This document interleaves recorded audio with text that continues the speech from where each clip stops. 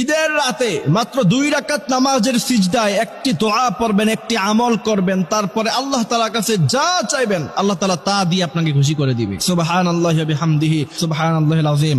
আল্লাহর হাবিব সাল্লাল্লাহু আলাইহি সাল্লাম বলছেন, ঈদের রাত্রিতে যেই ব্যক্তি ইবাদত করলো, কিয়ামতের মাঠে সমস্ত দিলগুলো যখন মরে যাবে, সমস্ত মানুষ যখন ইয়া নাফসি ইয়া নাফসি বলবে, আল্লাহ তাআলা ওই ব্যক্তিকে হাসতে হাসতে আল্লাহর জান্নাতে প্রবেশ করায় দিবে। তার দিলটা, তার অন্তরটা সেদিন জিন্দা থাকবে, মৃত থাকবে না, কলবে সালিম থাকবে। আল্লাহ তাআলা তাকে জান্নাতে প্রবেশ করায় দিবে।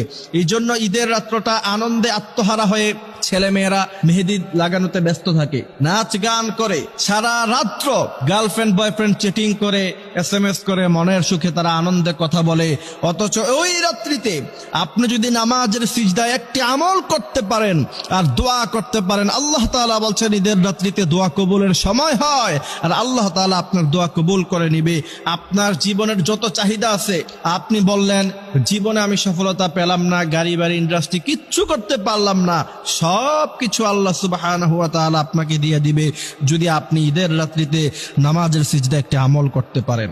আমলটি হচ্ছে, সর্বপ্রথম আপনি নফল নামাজের নিয়ত করবেন। 2 রাকাত নামাজের জন্য সুন্দরভাবে উত্তম রূপে আপনি উযু করবেন, তারপর 2 রাকাত নফল নামাজ আপনি পড়বেন। নফল নামাজ পড়ার পরে সেই জায়নামাজে বসে থেকে আপনি সাল্লাল্লাহু আলাইহি ওয়াসাল্লাম পড়বেন 11 বার। আল্লাহুম্মা সাল্লি আলা মুহাম্মাদ ওয়া আলা আলি মুহাম্মাদ কামা সাল্লাইতা আলা ইব্রাহিম ওয়া আলা আলি ইব্রাহিম ইন্নাকা হামিদুম মাজিদ। এই দুরূদ ইব্রাহিম পুরোটা পড়বেন আপনি একবার। তারপরে আপনি নামাজের মধ্যখানে সিজদায় আপনি প্রথমে পড়বেন রব্বানা আতিনা ফিদ দুনিয়া হাসানা ওয়া ফিল আখিরাতি হাসানা ওয়া কিনা আযাবান নার। এই দোয়াটা পড়ার পরে এরপরে আপনি যখন হাত উত্তোলন করে আল্লাহ তাআলার কাছে আপনি যা চাবেন, আল্লাহ তাআলা ইনশাআল্লাহ আপনাকে তাই দিয়ে খুশি করে দিবে।